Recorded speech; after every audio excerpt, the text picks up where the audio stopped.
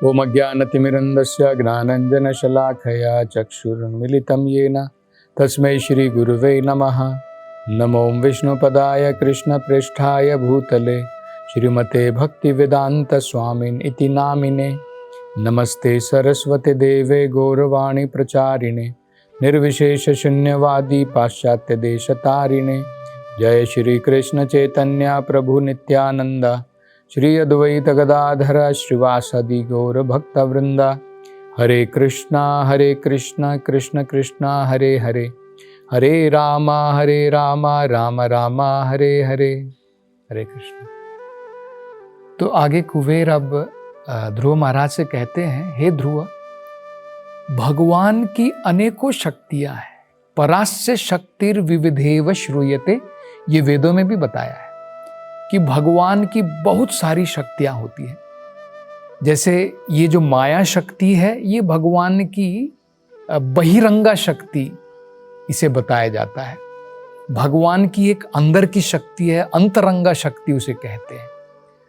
तो माया शक्ति जो होती है जिसे दुर्गा कहते हैं, और भगवान की अंतरंगा शक्ति है जिसे श्रीमती राधा रानी कहते हैं।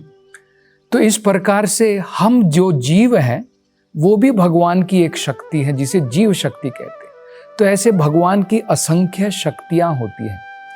तो कहते हैं ये जो माया शक्ति है, ये जो भौतिक प्रकृति वाली भगवान की जो शक्ति है, जिसके द्वारा भगवान इस सारे संसार की रचना करते हैं, ये भी भगवान की ही एक बड़ी मुख्य शक्ति है, जिसके द्वारा भगवान इस भौतिक संसार में सब कुछ कार्य चलाते हैं।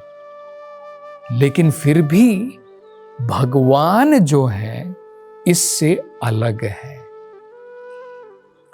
मतलब ये भगवान की ही शक्ति है, लेकिन भगवान फिर भी इससे अलग है।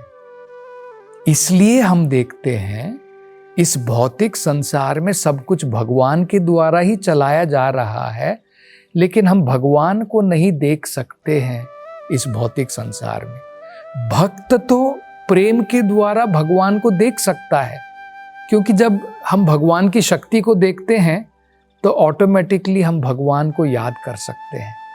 इसलिए वो भगवत गीता में भगवान ने बताया भी है, रसोहम अपसु कौन्तेया। जब हम पानी पीते हैं तो ये पानी क्या है? ये भगवान की ही शक्ति है। उसका रस जो है वो भगवान की ही शक्ति है। रसो अहम, भगवान कह रहे हैं ये जो रस है ये मैं ही हूं, मेरी ही शक्ति है। तो ये हमें समझना है। लेकिन फिर भी भगवान अलग है।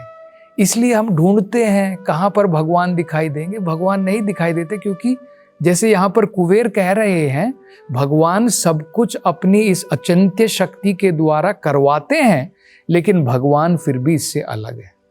मतलब भगवान जो है, इनका कोई लेना देना नहीं है इस भौतिक शक्ति से। ये भौतिक शक्ति तो बनाई है भगवान ने जीवों के लिए, हम जीवात्माओं के लिए, क्योंकि हम भगवान के तरह जो है भोगना चाहते हैं। तो भगवान ने ये शक्ति हमें प्रदान कर ली, जाओ अपना लक, अपना भाग्य आजमा लो, देख लो भोग करके। और उसके कारण जो है हम लोग भोगने का प्रयास करते हैं। काल शक्ति के द्वारा समय आने पर हम अनेकों प्रकार के कार्य करते हैं और एक्शन रिएक्शन में इस भौतिक संसार में फंसे रहते हैं। तो ये हमारे ऊपर कार्य करती है, भगवान के ऊपर कार्य नहीं करती है। हमें ऐसा नहीं सोचना चाहिए कि भगवान जो है पर्सनली किसी को मार रहे हैं, किसी को जन्म दे रहे हैं। भगवान ने तो अपनी काल शक्ति, माया शक्ति को छोड़ दिया है, और उसके हमारे नियम के अनुसार, जो प्रकृति के नियम होते हैं, जिसे कर्मा कहते हैं, जैसा कर्म करेंगे उसके अनुसार फल मिलेगा। तो ये जो है कुबेर जी कहते हैं। अब कुबेर जी जो है, क्योंकि उनसे बड़े प्रसन्न हैं, तो वो कहते हैं कि हे ध्रुव, मैंने सुना है कि तुम हमेशा 24 घंटे भगवान की चरण कमलों की सेवा में लगे रहते हो। तो तुम अत्यंत धन्य हो। इसलिए मैं चाहता हूं कि तुम जो भी मुझसे चाहते हो, तुम उसके योग्य हो, कि जो वरदान तुम मुझसे, जो आशीर्वाद तुम मुझसे चाहते हो, तुम मुझसे प्राप्त कर सकते हो, बिना हिचकिचाहट के तुम मुझसे कोई भी वरदान पूछ सकते हो। तो ये देखिए बड़ा महत्वपूर्ण है। कुबेर जी जो बता रहे हैं, ये क्या कह रहे हैं? वो कह रहे हैं क्योंकि तुम हमेशा भगवान की भक्ति में लगे हो, 24 घंटे भगवान के चरण कमलों की सेवा में लगे हो, इसलिए सभी प्रकार के वरदान प्राप्त करने योग्य हो। तो मैं तुम्हारे सामने खड़ा हूं, तुमसे स्वयं कह रहा हूं कि तुमको जो वरदान चाहिए मुझसे पूछ लो। अब देखिए कितना महत्वपूर्ण है। हम लोग तो देवी देवताओं की उपासना करते हैं, हम लोग तो घर में कई बार यज्ञ करवाते हैं कुबेर जी को प्रसन्न करने के लिए, कि भाई अगर कुबेर जो खजाने के मालिक हैं, जो देवता हैं, वो अगर प्रसन्न हो गए तो मेरा घर तो जो है वो भी कुबेर का घर बन जाएगा, मैं भी जो है मेरे पास में भी कुछ लक्ष्मी आ जाएगी। तो हम तो देवी देवताओं की उपासना करते हैं कुछ वरदान प्राप्त करने के लिए। यहां पर आप देखिए उल्टा है। यहां पर कुबेर पूछ रहे हैं ध्रुव महाराज से कि क्योंकि तुम भगवान की सेवा में हमेशा लगे रहते हो, उनके चरण कमलों में जो है तुम्हारी इतनी आसक्ति है, इसलिए तुम सभी प्रकार के वरदान आशीर्वाद प्राप्त करने योग्य हो। मतलब क्या है? जो भगवान की सेवा में लगा है उसे किसी देवी देवता अलग से उपासना करने की जरूरत नहीं है कि मुझे ये प्राप्त करना है, मुझे स्वर्ग लोक जाना है, मुझे सुख चाहिए, मुझे समृद्धि चाहिए, पैसा चाहिए। सब कुछ वरदान जो है भगवान के द्वारा भक्त को प्राप्त होता है। इसलिए कुबेर जी स्वयं पूछ रहे हैं कि तुम्हें क्या चाहिए, मैं देने के लिए तैयार हूं। इसी प्रकार से एक भगवान के महान भक्त हुए थे जिनका नाम था बिल्व मंगल ठाकुर। महान भक्त थे। वो कहते हैं मुक्तांजलि, मुक्ति जो है अपने हाथ जोड़ करके, अंजलि मतलब होता है अपने हाथों को जोड़ करके, वो कहते हैं भक्त के सामने खड़ी है और पूछ रही है भक्त से, मैं आपकी क्या सेवा कर सकती हूं। जनरली हम लोग देखते हैं कि लोग जो हैं मुक्ति के पीछे भागते हैं कि मुझे मुक्ति चाहिए संसार से, और भक्तों के लिए मुक्ति हाथ जोड़ करके खड़ी है और पूछ रही है मैं आपकी सेवा कैसे कर सकती हूं। तो ये बहुत महत्वपूर्ण है। भगवान की भक्ति का क्या महत्व है हम समझ सकते हैं इसके द्वारा। और कुबेर जी को तो पता था भगवान के जो शुद्ध भक्त होते हैं उनको कुछ भी भौतिक चीजों की आवश्यकता नहीं होती है। वो कुछ भी भौतिक चीजें जो हैं उसका आशीर्वाद प्राप्त नहीं करना चाहते हैं, क्योंकि हमें भी पता है भौतिक चीजें क्या होती हैं। भौतिक चीजें कुछ क्षणों के लिए हमें प्राप्त होती हैं और समय के बाद में सब कुछ चला जाता है। ये हमारा सनातन बेनिफिट नहीं होता है, वो एक दिन भौतिक संसार में सब खो जाता है। लेकिन आध्यात्मिक जो आशीर्वाद होता है वो हमेशा सनातन हमारे पास में रहता है। तो इसलिए भगवान का भक्त जो है भगवान से और देवताओं से भी कुछ नहीं चाहता है। तो कुबेर को तो ये पता था कि क्योंकि ध्रुव महाराज भगवान की शुद्ध भक्ति में लगे हैं, उनको तो कोई भौतिक जो है काम वासनाओं की, उस प्रकार की भौतिक इच्छा कुछ नहीं है। लेकिन फिर भी जो है वो पूछना चाहते थे, उनका कर्तव्य बनता था कि तुम मुझसे क्या प्राप्त करना चाहते हो, मैं सेवक के रूप में तुम्हें सब कुछ प्रदान कर सकता हूं। तो इसलिए जो है कुबेर जी पूछ रहे हैं। कुबेर जी जो हैं उनको यहाँ पर बताया गया है कि वो राजाओं के भी राजा हैं। राजाओं के भी राजा है। ऐसा क्यों बताया गया है? क्योंकि देखिए राजा जो होता है बड़ा, उसका बहुत ऐश्वर्य होता है। लेकिन राजाओं को भी ऐश्वर्य प्रदान करने वाले कुबेर हैं। अब राजा की जो ट्रेजरी होती है वो कहाँ से आती है? बिना कुबेर के कहाँ से उसके पास में, राजा के पास में पैसा आएगा अपनी जनता की भलाई करने के लिए? तो राजाओं के भी राजा हैं, लेकिन ध्रुव महाराज के बारे में बताया गया है वो महामती हैं, वो बहुत जो है बुद्धिमान है, क्योंकि उन्हें पता है कि राजा के राजा भी क्यों ना कुबेर हो, लेकिन भौतिक सुखों का कोई फायदा नहीं है। भौतिक आसक्तियों को मैं मांग करके अपना जीवन जो है इस भौतिक संसार में आगे क्यों बढ़ाऊं? ये बड़ा महत्वपूर्ण है। तो भगवान के भक्त को सब पता रहता है, उसको पता है कि जो चंचल होते हैं, जैसे एक उदाहरण दिया जाता है, जीवन ठलमल। कमल के फूल के ऊपर कई बार आपने देखा है ना, एक पानी की बूंद गिरती है और कुछ समय तक रहती है, लेकिन जैसे ही कमल का फूल हिलता है वो पानी की बूंद नीचे गिर जाती है। हमारा जीवन भी ठलमल है इसी प्रकार से।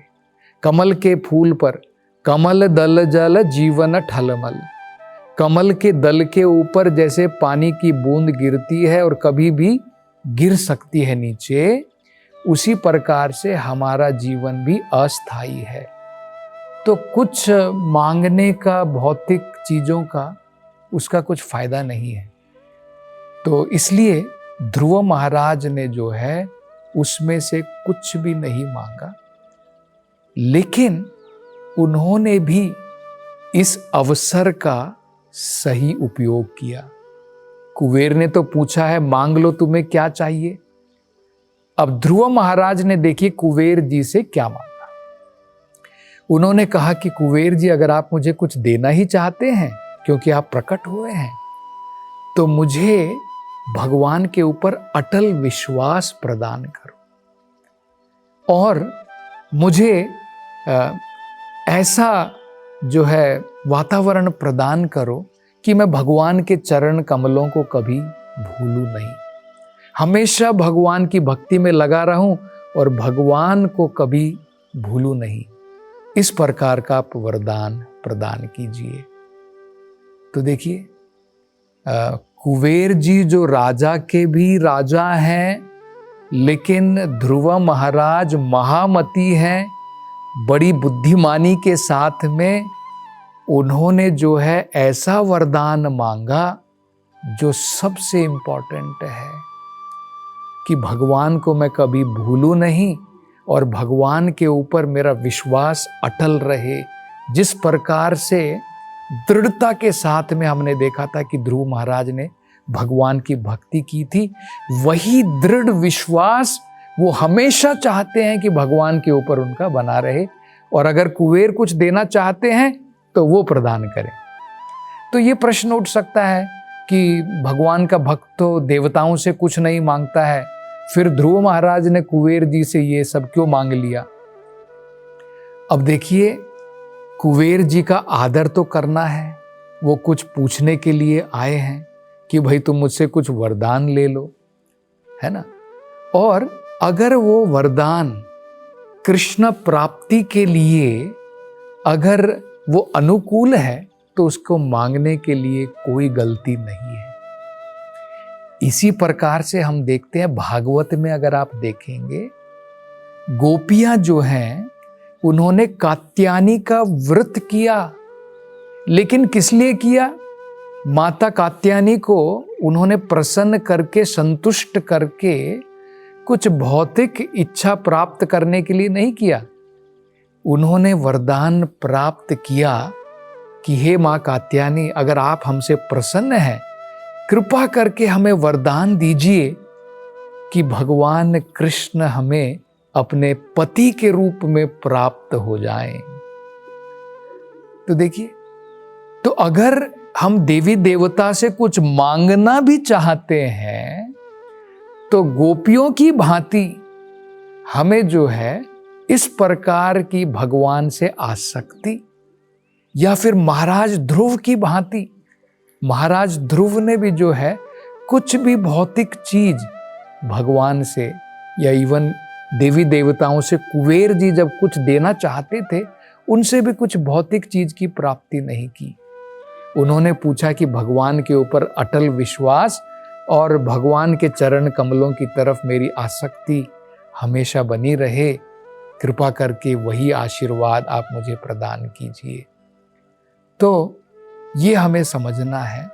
असल में देखा जाए तो भगवान का भक्त जो है उसे किसी भी देवता को जो है अलग से संतुष्ट करने की जरूरत नहीं पड़ती है।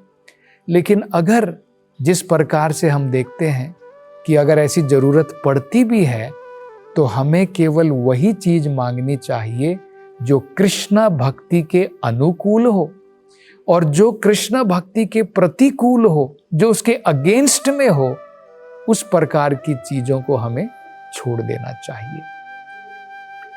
तो इस प्रकार से उन्होंने जो है ये वरदान प्राप्त किया, और उसके बाद में कुबेर जो है बड़े संतुष्ट होकर के, प्रसन्न होकर के उन्होंने वो वरदान उनको जो है प्रदान करने के बाद में वो अपने लोक को वापस लौट गए। और अब ध्रुव महाराज भी जो है वापस अपने जो है राज्य की तरफ प्रस्थान करते हैं। तो अब वापस जाने के बाद में ध्रुव महाराज किस प्रकार से, जैसे भगवान ने बताया था 36,000 साल 36,000 ईयर जो है अब वो अपने राज्य के ऊपर राज्य करेंगे, और बाद में भगवत धाम को वो कैसे वापस जाते हैं, इसके बारे में हम चर्चा अगली कथाओं में करेंगे। हरे कृष्णा।